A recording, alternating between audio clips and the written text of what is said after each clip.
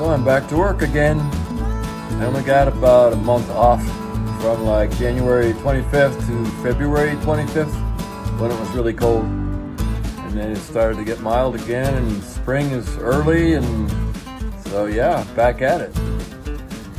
My main thing for this summer is probably adding that back room that was demolished like 10 years ago, rebuilding that thing. I'm waiting for permits right now. It's all in process. But secondary thing is getting all the framing in place so that I can get the electrician in here. He's supposed to come soon. All right, I'm standing just inside the front door, and I've been working repairing the floor, the subfloor. And let me show you.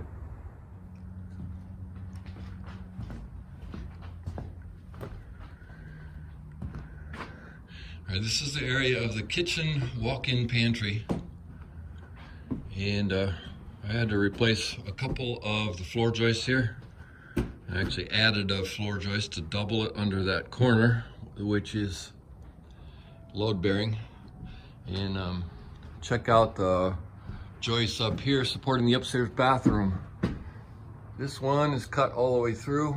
This one has big holes in it. This one has big holes in it. That one has big holes in it, and that one has been cut all the way through. So I'm going to be adding a support beam across here.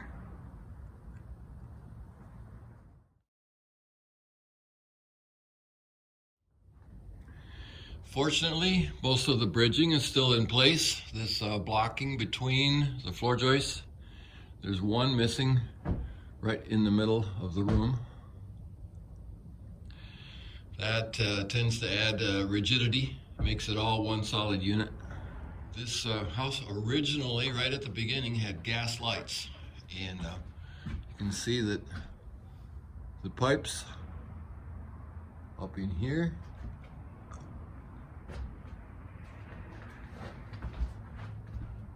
so there was a gas lamp on this wall somewhere originally, and in the living room right in the middle, the gas lines lead to that as well. Where is it?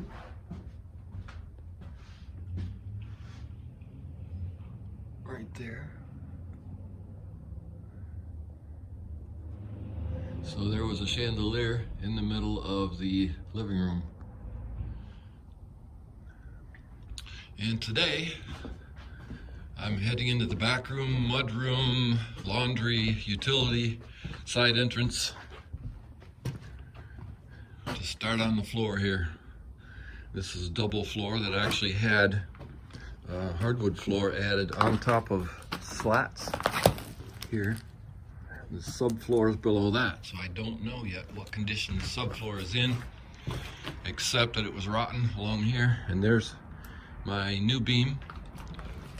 And I've been putting I put a ledger board and supporting the old joists with metal ties, as well as putting it on the ledger board. This is the new beam that I installed last year under the rear wall of the house.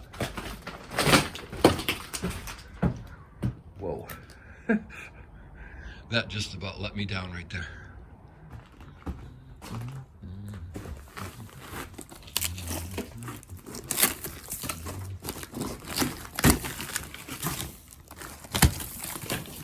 This stuff's gonna turn into kindling.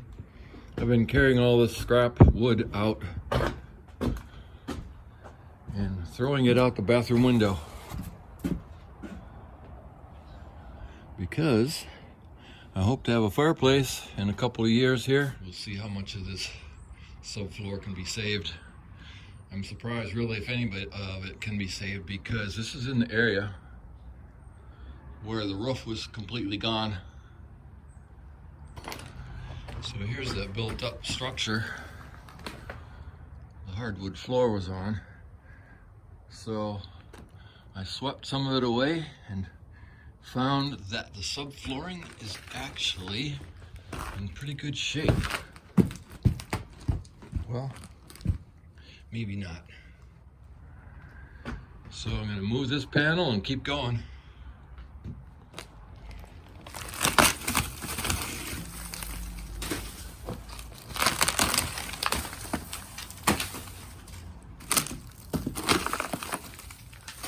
Yeah.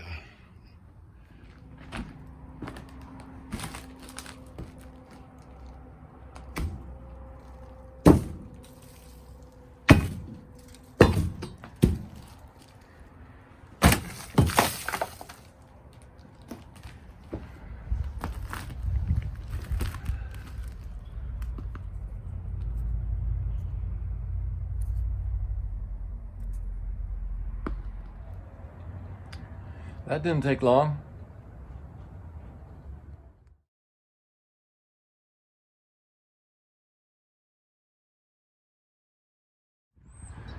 This little pile of lumber cost me twice what it would have a year ago. Last year I was getting 1/2 inch OSB, oriented strand board, for $10 a sheet. Right now it's $31.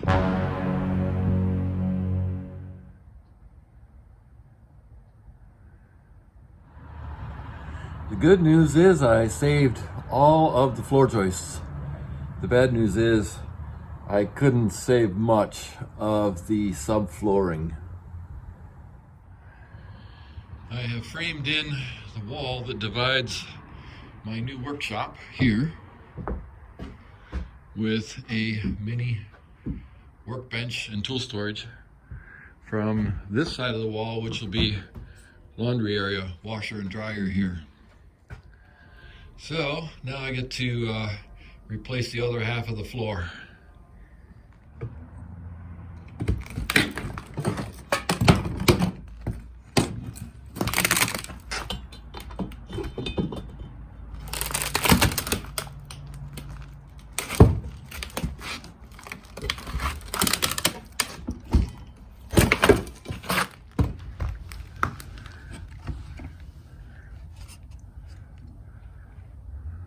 Miller, Johnson City, Oak, FMA, USA.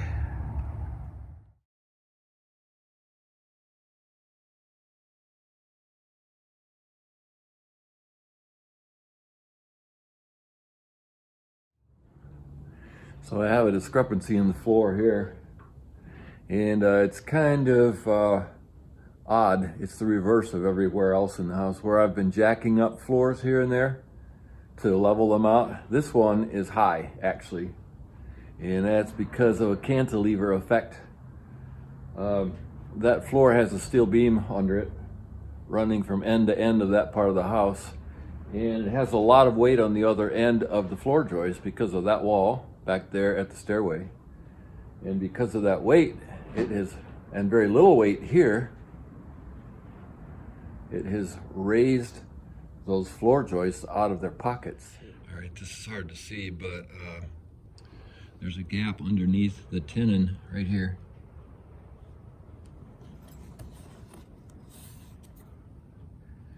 Where the tenon has raised up out of the pocket. And there's almost an inch gap. So I have to figure out how to press that down again. About 3/4 of an inch. So my first notion in my mind was to put a post under the beam here and apply leverage downward to press that part of the floor down, which probably would work, certainly would work. My second idea was to get the neighbors to come over and stand on that spot while I put a nail in it. And my third idea was to bring in cement blocks and just make a big pile of cement blocks right there to press the floor down. But that seemed like an awful lot of work. So I'm gonna do the easiest thing. I'm gonna try to use a log screw to draw it down. Okay, this is a log screw. Not a lag screw, log screw. I got to loving these things when I was in the industry, log home construction. It has the threads just on the bottom 2 inches. It's designed to pull a log down tight to the log below, when you're stacking logs in a log home, log wall. Anyway, because it has the threads on the end, I've been using them to pull rafters together, straighten out rafters and joists, just all kinds of uses for log screws. I'm going to try to pull those joists down into the pocket with this.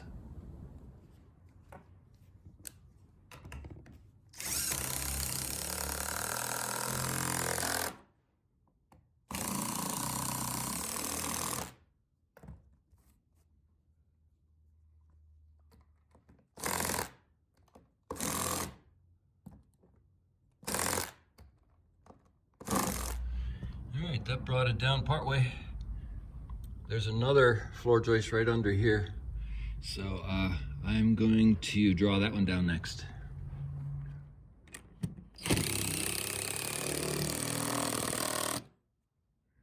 All right, we got all but the last 1/4 of an inch, and now I see that there's going to be a combination of maneuvers here. And the next one is that this subfloor piece is too thick. You see that right there? 1/4 inch high. So I'm going to replace that, and then that should make the floors consistent. So next I'm going to take out the rest of the oak flooring in what was the kitchen. I'm keeping the oak flooring in the living room and in the west end of the dining room. That was the old dining room, but there was a wall right here, and this was the kitchen. And this part of the oak floor is so interrupted with walls and gaps that I'm going to end up with a bunch of patching. So I'm just going to replace all of this over to the kitchen wall. Pretty soon I'm going to get started cleaning up this old foundation area because I'm hoping to be building on it in a few weeks. Thanks for watching, everybody. Have a safe and happy spring.